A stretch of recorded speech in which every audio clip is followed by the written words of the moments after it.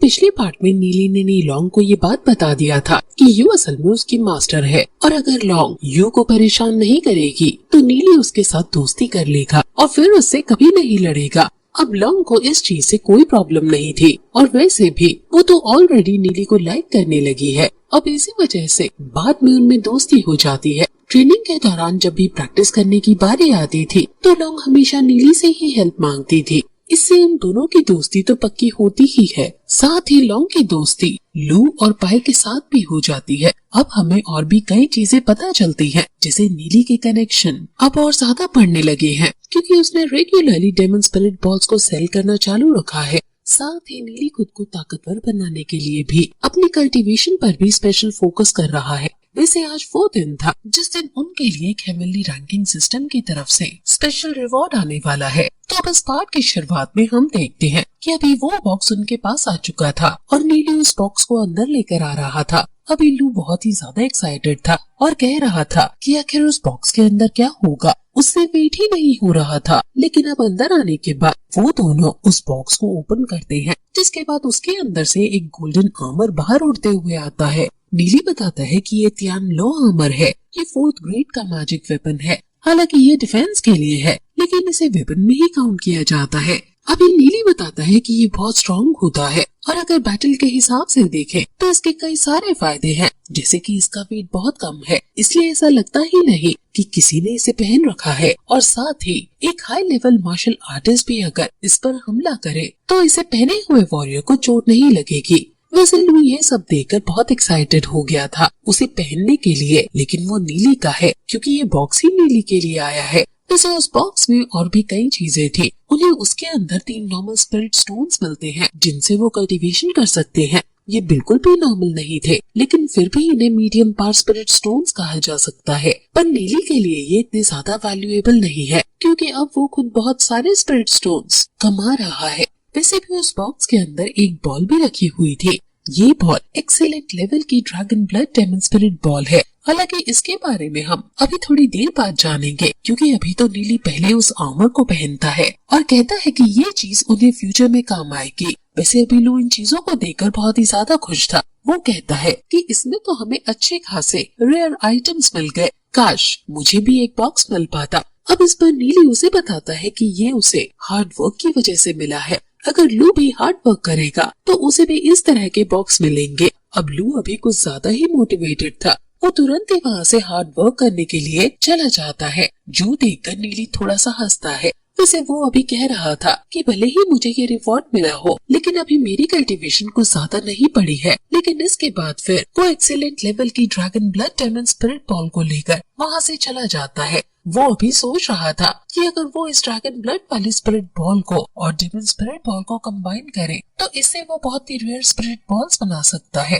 लेकिन इस चीज में बहुत रिस्क है क्योंकि जो डेमन स्पिरिट बॉल्स है वो ड्रैगन स्पिरिट बॉल के मुकाबले बहुत कमजोर होती हैं। इस वजह से ड्रैगन्स का ब्लड उन डेमन स्पिरिट बॉल्स पर भारी पड़ता है और वो स्पिरिट्स मारी जाती हैं और इससे आखिर में सिर्फ वो ड्रैगन स्पिरिट बॉल्स बचती हैं। अभी नीली के पास सिर्फ एक ही ड्रैगन स्पिरिट बॉल थी पर इसका यूज वो बार बार कर सकता है। लेकिन अगर वो डेमन स्पिरिट बॉल डिस्ट्रॉय होती है तो उनको वो वापस से रीजनरेट नहीं कर पाएगा। वैसे आप कंफ्यूज मत होना, सिंपल लैंग्वेज में कहे तो पहले उसे ढेर सारी ऑर्डिनरी डेमन स्पिरिट बॉल का इस्तेमाल करते हुए एक परफेक्ट डेमन स्पिरिट बॉल बनानी पड़ती है और फिर बहुत सारी परफेक्ट डेमन स्पिरिट बॉल का इस्तेमाल dragon blood demon spirit ball के साथ कर एक नई बॉल बना सकता है। लेकिन अगर इस बीच वो नाकामयाब हुआ तो बाकी जो उसने परफेक्ट वाली डेमन स्पिरिट बॉल का यूज किया है वो सभी डिस्ट्रॉय हो जाएंगे। इसलिए इस चीज में बहुत ज्यादा रिस्क है क्योंकि यहाँ उसकी डबल मेहनत लगी है। लेकिन फिर भी अब नीली कोशिश कर देखता है।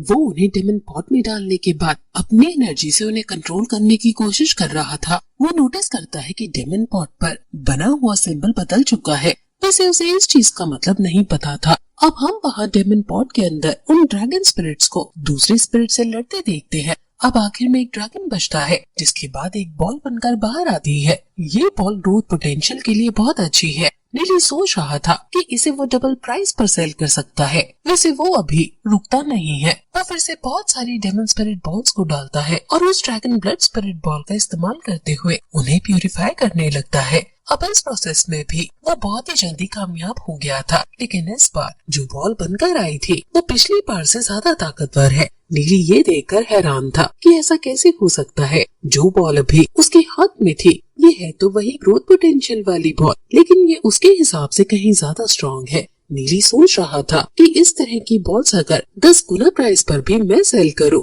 तो भी ये बिक जाएंगी, लेकिन अब इससे उसकी डिमांड और बढ़ने लगी थी। वो सोच रहा था कि क्या मैं इन्हें कंबाइन कर एक एक्सीलेंट ग्रोथ लेवल की mutant dragon blood spirit ball भी बना पाऊंगा। हालांकि अब वो फिर से कोशिश करता है। उसने इस बार भी अपनी पूरी पार लगा दी थी, जिस वजह से बहुत ही जल्द एक स्पिरिट बॉल वहाँ उस डायमंड पॉट से बाहर निकल कर आती है। आज उसकी कीमत बहुत ही ज्यादा अच्छी है, जिस वजह से वो सच में कामयाब हो गया था। नीली अभी उस बॉल को देखकर बहुत ही ज्यादा खुश था। साथ ही तभी वो डायमंड पॉट पर चमकते हुए सिंबल्स को भी नोटिस करता है।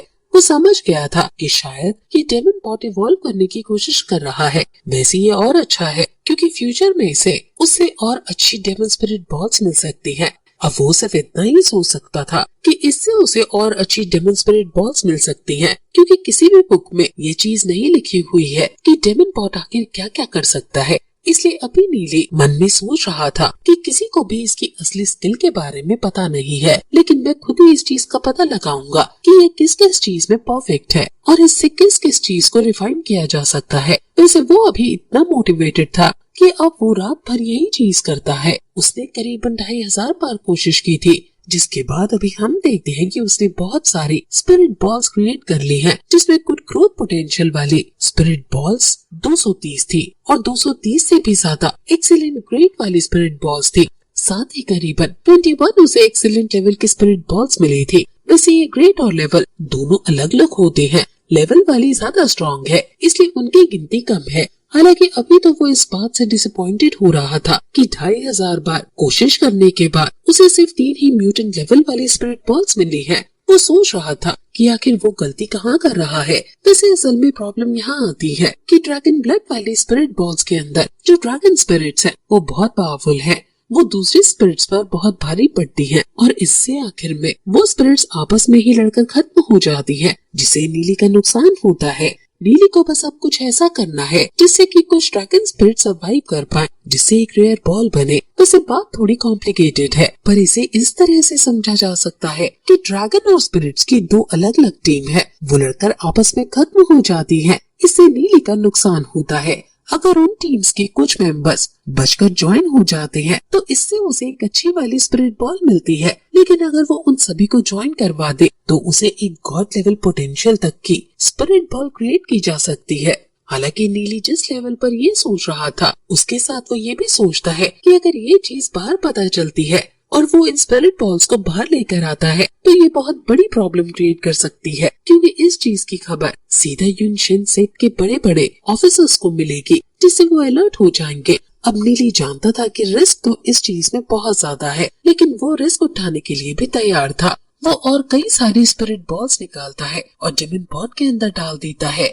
अब यहाँ पर हम उन रेड ड्रैगन स्पिरिट बॉल्स को लड़ते हुए देखते हैं। वैसे दोनों ही टीम में कुछ कमजोर मेंबर्स भी हैं, जिन्हें खत्म करना जरूरी है अगर उसे एक पावरफुल स्पिरिट बॉल बनानी है। वैसे अभी सेम ऐसा ही हो रहा था। जो कमजोर स्पिरिट्स थी वो मर जा रही थी, लेकिन आखिर में फिर 2 ड्रैगन बचते हैं। दोनों ही पावरफुल थे। नीली को डर था कि ये आपस में लड़कर दोनों ही खत्म न हो जाए। अब इसी वजह से वो अपनी स्पिरिचुअल एनर्जी का ज्यादा यूज कर रहा था और कह रहा था कि वो मेहनत बर्बाद नहीं होने देगा। उसे किसी भी तरह एक हाई लेवल स्पिरिट बॉल तैयार करनी है। लेकिन अब वो जैसे ही उस पॉट में एनर्जी डालता है तो अचानक से ये पार्ट यहीं पर एंड हो जाता है।